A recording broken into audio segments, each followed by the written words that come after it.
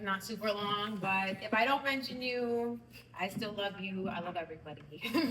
That's something Mariah Carey says. We love everybody. Okay, so just gonna read what I wrote. Some of it's a little like personal because I feel like I went through like a personal transformation here. So, in the ninth grade, my English teacher told me I had gotten one of the highest scores on the latest essay. She said, Madison, I think you need to be in honors English. I declined. We argued about it many times over the following weeks. Finally, I told her, Mrs. Florsheim, you don't understand. I'm not smart enough to be in honors English. See, I faced some challenges early in life that made me feel like I was unintelligent and undeserving. It wasn't until I got to the Syracuse MFA that I was forced to face my demons. The young girl who once didn't feel smart enough to take honors English was suddenly teaching undergrads, having earned a spot in one of the most competitive writing programs in the country. That same girl got an agent and a book deal and started working with an editor for the first time. Being here in the Syracuse MFA program allowed me to come into my confidence as a writer. It completely changed my life. I want to thank my professors for providing this space for me to grow as a writer and a person, and for thoughtfully engaging with my work. John, Dana, George, Mona, thank you. I want to thank my mentor and thesis advisor, Chanel, for putting so much care and attention into my novel. Thank you for listening to me spiral about working with an agent for the first time. For being one of the first people to tell me, yes, you will sell this book. For reminding me of the importance of not losing the joy in writing. I've learned so much from you. I also want to thank my fiction cohort, Maria, Dylan, Elena, Hannah, for helping me see my work in different ways, for being such strong writers that it made me work harder and become better myself. It was an honor to work with you all for 3 years. I also want to thank other alumni who have become dear friends of mine and helped me navigate the program throughout the years. Ocean, Kaylee, Molly, Flows, Marissa, thank you. I want to thank my family, my grandmas, Jenny and Carol, for being the first people who ever read anything I ever wrote. My brother, Corey, for always being there for me, for always being supportive of my dreams, for being my first friend in this life. I want to thank my mother and my father for instilling a strong work ethic in me. Back then, you didn't have everything figured out, yet I watched you both build lives for yourselves, careers, all while taking care of me and my brother. You taught me that it's possible to overcome anything, no matter what cards you've been dealt in life. Lastly, I want to thank my partner, Kazi, and his family for giving me community in Baltimore at a time when I was alone and scared and had just started writing my novel. From day one, Kazi believed in me and my work in a way I had never seen anyone do before. He left everything behind to come up to Syracuse and support me. He has read my novel almost as many times as I have, and that's a lot. I don't have the time to fully express how much he means to me or all the things he does for me, so I'll just say thank you for going on this journey with me. I couldn't imagine doing it without you. So thank yous are done. Okay, so I'm gonna read a little bit from my book. I'm gonna read a little bit of chapter 2, and then I'm gonna finish off with just like a little excerpt from the 5th chapter, which is short. So today I'll be reading from the novel The Boundless Black. As Chanel said, this is a story about a young woman named Journey Collins who teleports uncontrollably. The following excerpts are from the 2nd and 5th chapters. Chapter 2.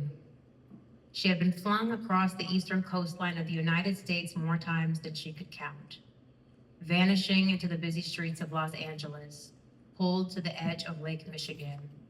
She started countless mornings in Brooklyn, working at a bookstore in the Heights, only to find herself 20 minutes later in the cornfields of Davenport, Iowa. It worked like this. She could always feel it coming on, but couldn't stop it from happening. A sensation like dreaming, like death, sweeping her up in a galaxy of blackness, throwing her on the other side of herself. It was always over in an instant. She would quite literally disappear, fade into herself, into particles or pixels or air, the kind of thing that would be painful if it lasted longer than a second, dissolving only to be restored somewhere new, but still journey, always journey. Anything securely fastened to her body came with her: clothes, a necklace, the shoes on her feet. Heavier items never made it. In those initial months, Journey had tried to keep a backpack on her, stored with supplies that might be useful, only to lose these things in the place she had started or somewhere in between. That was back when she still tried to fight it, to work with it, to make sense of it, when she still believed such things were possible. Back then, understanding its nature had come fast. She had to learn fast to stay alive. The first time was a year ago, on the night of her 21st birthday. It was October 30th, and she was at a Halloween party in central Harlem. Much of that night she had tried to forget, but on most evenings when she lay down and stared at the ceiling, the memory would come back to her, blurry and violent.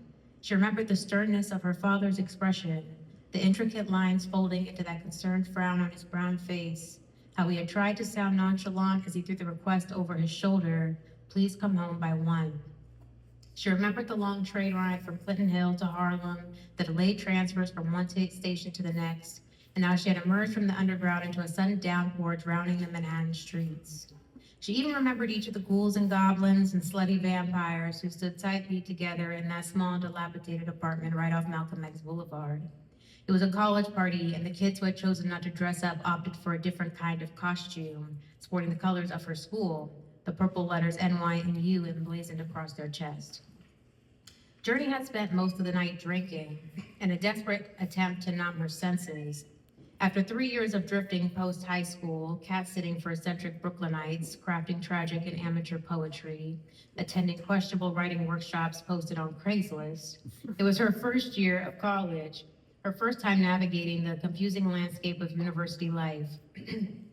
Between morning classes, hours of homework, and her evening shift at Page Cafe, commuting daily between Manhattan and Brooklyn, she had begun to experience a peculiar motion sickness, unending vertigo that existed just outside of her body, as though she were on a train, life moving out ahead of her while she remained still. At night, she had strange dreams. A black, amorphous fog would descend from the sky, chasing her relentlessly until she awoke, drenched in sweat. When she went to the doctors, they told her she was fine or suggested ridiculous solutions: antidepressants to treat anxiety, multivitamins for chronic fatigue, hormonal contraceptives for hysterical PMS. So she took up drinking.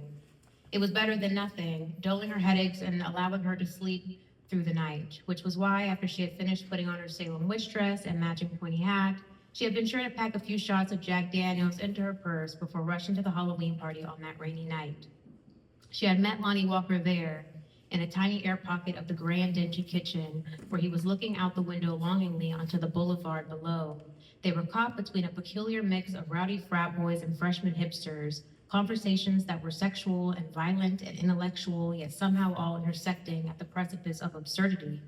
If she thought hard enough, she could recall his circular metal-framed glasses, the little lightning bolt drawn in against his hairline in black, the way he had turned and looked at her with recognition, as though he already knew who she was before she had even said anything. "So, you're a wizard." She had swayed a little as she stood beside him, the little bottles in her bag rattling, calling out for her. "Do you have enough magic to save my life?" She didn't know why she had spoken to him that night. She never spoke to anyone, but the drink had been pounding around her skull, and something about him, unknown to her at the time, beckoned amongst the room of people. He looked surprised. Oh, he hadn't looked surprised when she approached him. Instead, it was like he had been expecting her all along. He flashed a smile. More than enough. His voice was an eerie calm in the unruly apartment, a kind of center. Journey startled at the sound of it, the way it gripped her and refused to let go. "If you come with me, I'll show you." He held his finger up as though it were a wand, playfully pressing into her chest.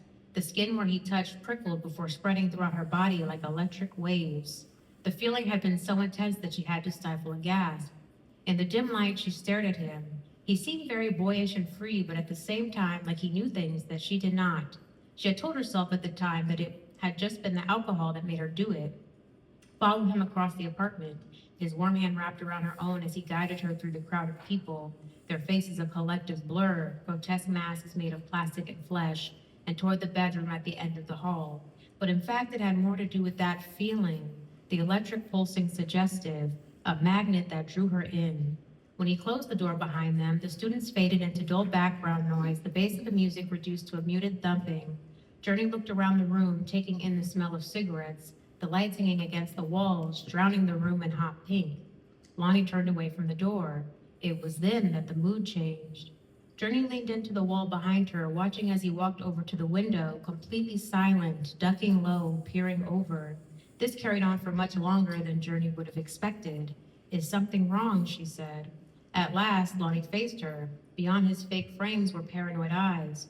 You might want to sit down. Slowly, she dropped to the floor, her black dress spreading out across the stained rug.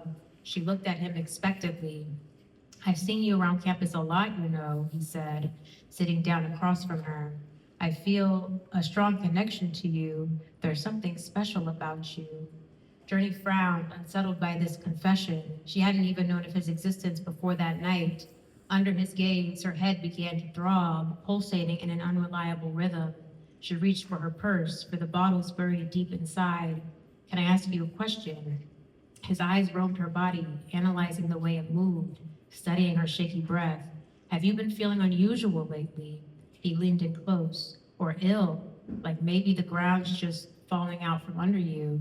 He looked unhinged yet calculated in a way that frightened her, like the doomsday prophets who camped out on street corners. How did you know that? Her head pounded again, and then there were two of him, his skin glowing beneath the colored lights. All at once, he closed the gap between them, his hand on her arm, gripping the skin there, not like he wanted to hurt her, but like he wanted her to feel him, to feel something. I need you to listen to me. His voice was barely above a whisper. I'm in some trouble. Trouble? She laughed, glancing toward the door, regretting her decision to follow him in there. Her heartbeat quickened in her chest. She thought if she laughed, it all might become a joke, but as she looked back at him, he was just as serious as he had been before, if not more so, sweat forming on his brow, smudging the lightning bolt on his head, so that he was no longer the boy who lived, but instead just a black boy in a cloak. Someone's after me. He looked over his shoulder, terrified, as though some invisible person was in the room with him. I don't have anyone else to talk to about this, but when I see you on campus, I get this strong feeling when I'm around you. He squeezed her tighter, like a static charge. I just need to know if you are what I think you are. I need someone I could trust. The motion sickness returned from some place deep in her gut, working its way up her body, threatening to choke her. His hands were so tight on both of her arms now, holding onto her like she was the only thing keeping him steady. She was afraid, confused, because she felt what he had described, a tangible connection between them, charged. She tried to back away. What are you talking about? He looked uncertainly at the hardwood floor. I can't explain. His reply came quick. Someone could be listening on the other side of that door right now. He was leaning in close, so close that Journey thought he might kiss her. Besides, you wouldn't believe me if I did explain it. It's some dark shit. You have to see it for yourself. See what? All hope drained from his face. His gaze was beyond her now, staring into something far off.